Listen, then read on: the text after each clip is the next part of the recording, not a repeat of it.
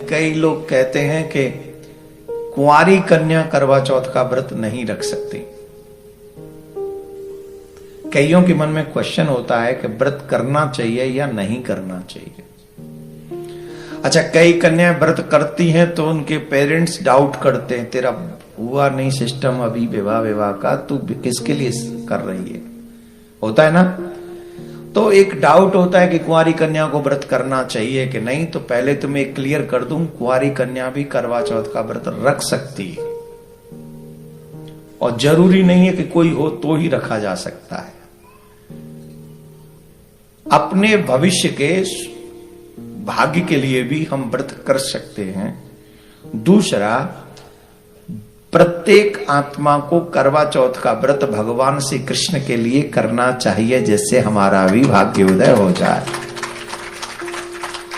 तो पहले तो इस बात को मिटा दीजिए मन से कि कुंवारी कन्या व्रत नहीं कर सकती, करवा चौथ का व्रत कर सकती।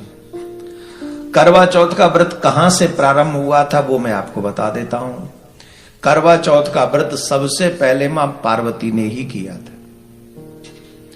मां पार्वती का जब विवाह भूत भावन भोलेनाथ के साथ में हुआ तो अपने संसार को प्रसन्न करने के लिए अपने गृहस्थ को, अपने प्राणनाथ, हालांकि महादेव को तो क्या हुई हो सकता है, पर अपने महादेव को भी प्रसन्न रखने के लिए, आनंदित रखने के लिए कि मेरे प्राणनाथ हमेशा आनंदित रहें, इस भाव के साथ मां पार्वती ने भूत भावन भोलेनाथ का ही पूजन किया।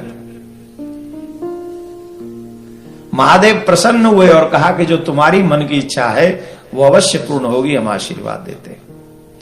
तो ध्यान से सुने, इस दिन इसीलिए पति का आशीर्वाद लेती हैं जब व्रत पूर्ण होता है चंद्रमा के अर्घ देने के बाद, क्योंकि मां पार्वती ने भी भूत भावन भोलेनाथ का ही आशीर्वाद प्राप्त किया था, अपने ही पति का आशीर्वाद प्राप्त किया था। तो ये बात क्लियर हो गई।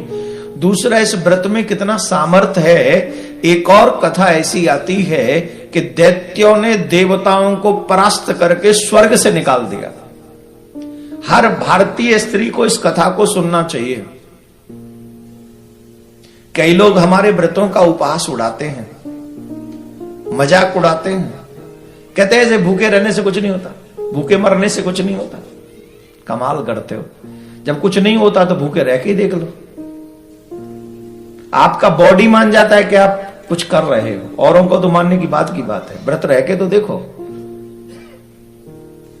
हमारे कल्चर में कोई भी चीज व्यर्थ नहीं है, उसमें सामर्थ्य है, उसमें शक्ति है। अब क्योंकि हमने बुद्धि हमारी भ्रष्ट हो चुकी है, इसलिए अच्छी चीज समझ में ही नहीं आती। तो उसका तो वो वाली बात है, क्लास में बच्चा जाए और टीचर पढ़ाए फिर भी समझ में ना आए तो उसको 0 आए, फिर कहो कि टीचर अच्छे नहीं, स्कूल अच्छा नहीं, स्कूल नहीं तेरा बेटा अच्छा नहीं, वो नहीं जाके पढ़ता। क्लियर बात है। तो सनातन को समझना है तो सनातनी शास्त्रों से समझना होगा, ना कि मोबाइल फोन से, गूगल से समझ में नहीं आना। गुट्टू करते रहोगे, कुछ भी समझ में नहीं आने वाला। आजकल के जो मतलब 1 cup coffee and 2 pipes and गुट्टू कैसे समझ में आएगा धर्म क्या है। आज इसके साथ कॉफी कप है, कल दूसरे के साथ कॉफी कप है, परसों तीसरे के साथ कॉफी कप है, और पाइप्स वही 2 है, कॉफी कप एक ही है, और गुट्टू सेम है। कैसे समझ में आएगा बताओ धर्म। तो इसके लिए हमको क्या करना चाहिए, इसके लिए हमको शास्त्रों का स्वाध्याय।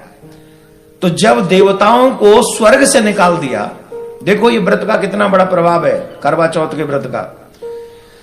जब देवताओं को स्वर्ग से निकाल दिया दैत्यों ने, तो देवताओं की पत्नी बड़ी दुखी हुई और ब्रह्मा जी के पास में गई और ब्रह्मा जी से कहने लगी, महाराज हम क्या करें, हमारे पतियों को स्वर्ग से निकाल दिया, हम बड़ा कष्ट पा रही हैं। तो ब्रह्मा जी ने तब उनको उपदेश दिया कि देवियों, तुम्हारे पति तो भजन कुछ करते नहीं है, बस आनंद में रहते हैं स्वर्ग में, तो इनका बल क्षीण हो जाता है और दैत्य तपस्वी हैं। ध्यान से सुनिए, दैत्य तप करने वाले हैं, वरदान पाने वाले हैं, वो तपस्या करते हैं तो वरदान पा लेते हैं, फिर वो बलिष्ठ हो जाते हैं और बलिष्ठ होकर इन देवताओं को मार के भगा देते हैं। और तुम्हारे पतियों में बल रहा नहीं क्योंकि कुछ करते नहीं। बोले महाराज अब हमें बताओ हम क्या करें। कई बार पत्नी कह देती है ना, महाराज ये तो कुछ कर नहीं सकता, अब हमें ही बता दो हम क्या करें। तो वैसे ही ब्रह्मा जी से उन देवियों ने कहा कि ये तो कुछ कर नहीं सकते, हमें बताओ हम क्या करें। बोले तुम करवा चौथ का व्रत करो। इससे क्या होगा? बोले तुम करवा चौथ का व्रत करोगी, इस व्रत के करने से तुम्हारे पति मतलब देवता बलिष्ठ होंगे, और बलिष्ठ होने के बाद वो दैत्यों को परास्त कर सकेंगे। देवियों ने करवा चौथ का व्रत किया, दैत्यों को समझ में नहीं आया, और उस व्रत के प्रभाव से उन देवताओं ने दैत्यों को परास्त किया और स्वर्ग पुनः प्राप्त कर लिया। इसका सीधा सा मतलब एक और है कि अगर आप व्रत करती हैं तो आपके पति के शत्रुओं का विनाश हो जाता है, पराजय हो जाती है। अगर तुम्हारे पति जीत जाए तो तुम्हारा और तुम्हारे पति का भला, और तुम्हारे पति का शत्रु जीत जाए तो, जोर से बोलो, तुम्हारे पति का शत्रु जीत जाए तो क्या होगा? दुख तो तुम पे भी आएगा। तुम्हारा पति का शत्रु जीत गया, तुम्हारा पति हार गया, तो तुम कौन से वहां राजमहल में जाके गुट्टू गुट्टू चलेगा? वहां कुछ नहीं चलना, तुम्हारा भी राजमहल खाली, राधे राधे बोलना पड़ेगा। इसलिए करवा चौथ का व्रत का बहुत बड़ा महात्म है, और इस बार करवा चौथ का व्रत 10 तारीख को पड़ रहा है। आपका जब भी पड़ रहा हो, हमारा 10 तारीख को पड़ रहा है। तो 10 तारीख को पूजा का समय कौन सा है, चंद्रमा को अर्घ किस समय देना चाहिए, और उस समय कुछ विशेष समय है जो मैं आपको बता देना चाहता हूं। बताऊं कि नहीं बताऊं? करवा चौथ के दिन कई शुभ संयोग बन रहे हैं। अमृत सिद्धि योग और सर्व सिद्धि योग, सर्वार्थ सिद्धि योग बन रहा है। इन योगों में जो लोग मतलब जो व्रत करती हैं देवियां, उसका प्रभाव कई गुना ज्यादा हो जाता है। इसलिए इस व्रत को बड़े विधि विधान से हर स्त्री को अपने पति के लिए करना चाहिए।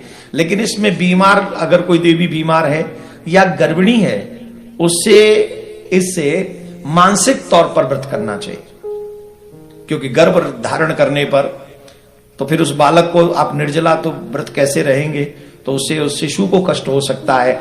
शास्त्रों में ये विधान है बाकायदा, ये हम अपने आप से नहीं कह रहे हैं। गर्भिणी स्त्री मानसिक तौर पर मानसिक का व्रत कर सकती है, उसे नेचुरल व्रत रखने की आवश्यकता नहीं है, क्योंकि शिशु के ऊपर कोई असर पड़ सकता है। बोलो राधे राधे।